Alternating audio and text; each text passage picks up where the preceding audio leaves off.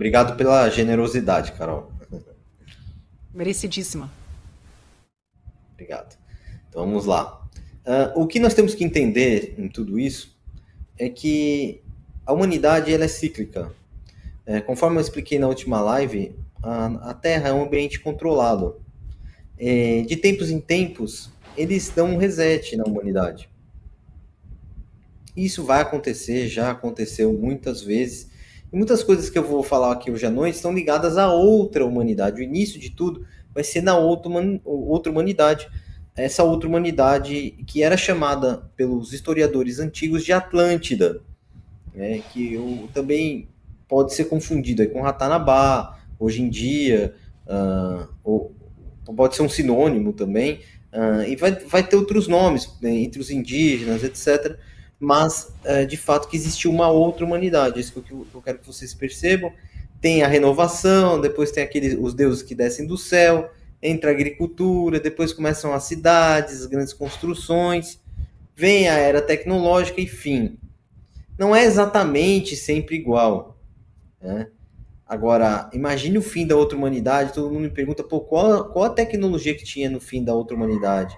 Cara, a tecnologia era tão gigantesca que seria reconhecido hoje como magia, mas mesmo assim existiu o reset, porque esse mundo é para isso mesmo, mas não é o assunto da live. Quem quiser saber mais, assiste a última live que eu fiz aqui no canal da Carol e vídeos no meu canal. Mas o que vocês precisam entender é que o tempo ele é cíclico. O tempo, assim, longo, do jeito que eu estou falando, das eras, ele pode ser medido pelos yugas do conhecimento védico. São várias eras bem longas. Inclusive o Satya Yuga é o período que os homens andam com os deuses, né, e vivem muito mais. Nós podemos ver essa descrição na Bíblia, etc. também. Mas tem uma outra forma de contagem de tempo longo, que são as eras astrológicas, que nós estaríamos, né, segundo os esotéricos, já entrando na era de Aquário, e segundo a astronomia vigente, a era de Aquário vai estar chegando ali para 2150, 2200, tem alguns que falam até de 2400, mas o fato é que estamos no fim da era de peixe, entrando na era de Aquário, então nós estamos mudando de era. Quanto tempo demoraria um cataclismo? Eu não sei. Né? Alguns falam que a era completa, ou seja, 24 mil anos, eu acho que é muito mais curto. Eu acho que de era em era pode ter um mini reset ou o reset completo mesmo. Tá? Sua Pode primeira passar live o aqui na slide. TVCH foi sobre isso. Lembra? Foi, também assistam. Coloca na descrição do Sobre... vídeo. Vamos lá.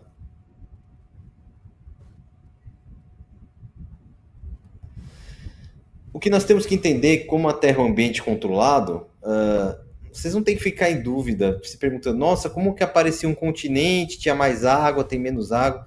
Imagina um ambiente controlado, você tem uma piscina na sua casa, lá tem um ralo na sua piscina, não tem? Você controla o nível daquela água facilmente. Eu não sei se tem uma boca no ralo aí, né, uma tampa de ralo aí no fundo do oceano, mas de fato que no ambiente controlado é muito simples você movimentar tudo isso. Né? Então você tem que imaginar isso. Mas o que eu quero explicar para vocês aqui é que na outra humanidade existiam mais continentes. Existia o continente Atlantis, que era no Oceano Atlântico, e o maior deles até era Mu, que ficava no Oceano Pacífico. É por isso que tem a Ilha de Páscoa, porque tinha um continente gigante lá. E tem muita gente que fala que esse nome Mu tem a ver com os Murios, né, Carol? Eu já ouvi muito isso, inclusive foi falado pela minha aluna também, a Mara Bruno, que eu acho que está assistindo, de quanto é parecido, né? Continente Mu e Murios. Tinham outros continentes também, o Lemúria, que ficava entre Madagascar e a Índia, e assim por diante. Mas o que importa para a gente aqui hoje é que o continente mais importante, ou seja, o país mais importante que existia, era a Atlântida. E a sede da Atlântida não era nessa ilha aqui, como estão falando. A sede da Atlântida era na América do Sul. E existem hoje em dia descendentes dos Atlantes andando por aí? Sim. É chocante. É o povo tupi. Principalmente o povo que tem mais sangue atlante hoje em dia no mundo é o povo nordestino. Povo do Nordeste. Por isso que o Schoenhagen fez as suas pesquisas no Nordeste. Vou mostrar aqui hoje. Isso é extremamente interessante a gente pensar nisso, né? A identificação do nordestino realmente como um povo. Eles mesmos às vezes não se reconhecem assim. Porque nós temos na cabeça que os nativos do Brasil, eles têm que ter aquela aparência asiática. Não é verdade? Olhinho puxado, etc. Mas nem todos os nativos que foram encontrados no Brasil eram assim. No caso do litoral do Nordeste era esse. É um povo diferente. Ok? Então, Só me dá a origem desse mapa, o André. Onde que as pessoas conseguem informações sobre esse mapa que você está mostrando? Ou de onde ele vem? Esse mapa, se eu não me engano, está no livro do... Putz, esqueci o nome do livro. Que fala sobre Mu. Esqueci o nome.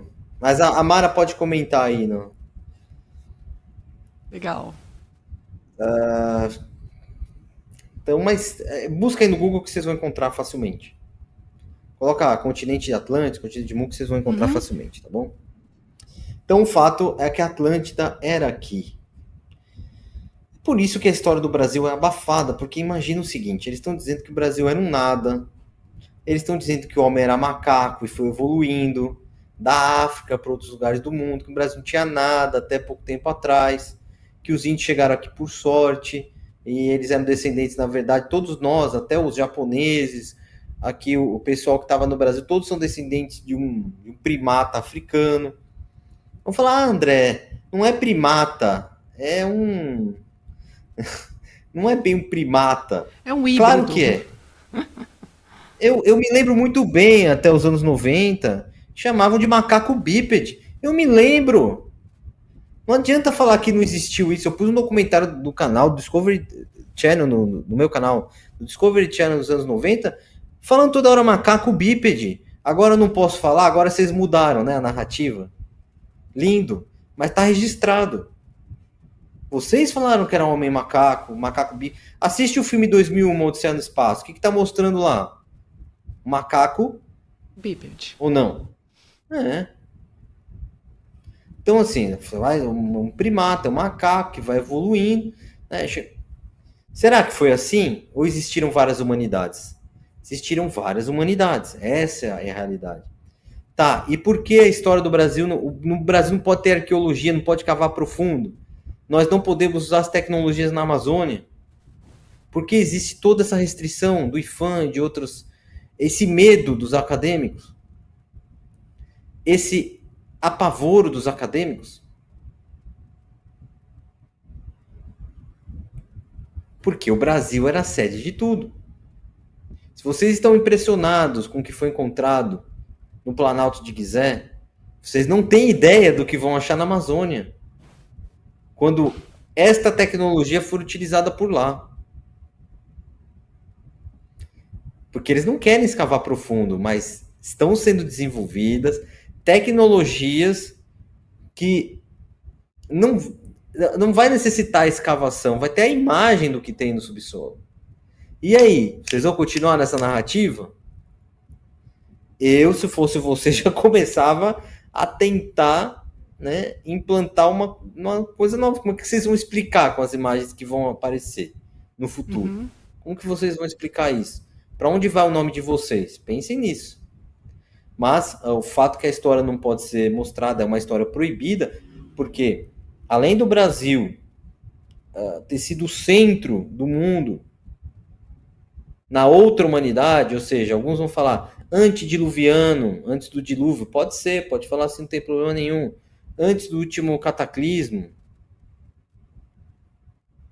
etc. Além dele ser esse país líder no mundo, de onde saíam as coisas, tem questões mais recentes, como o congelamento da Antártida. Assuntos que quem está passando pelo canal, Carol, vai ouvir isso aí e falar, ai, que loucura, congelamento da Antártida, não faz a menor ideia do que está acontecendo. Mas se você é uma pessoa honesta, dá uma olhada no vídeo no meu canal que eu falo do congelamento da Antártida. E você vai achar as fontes que eu que eu descrevi, tá? Para você, é uma loucura, por que esse cara tá falando isso? Tô falando porque tem evidências, teve um cataclismo recente também. Então, nós não podemos descobrir esse cataclismo por quê? Porque eles inventaram uma história mentirosa de um tempo para cá, de pouco tempo para cá. Por exemplo, essa questão do Forte Príncipe da Beira.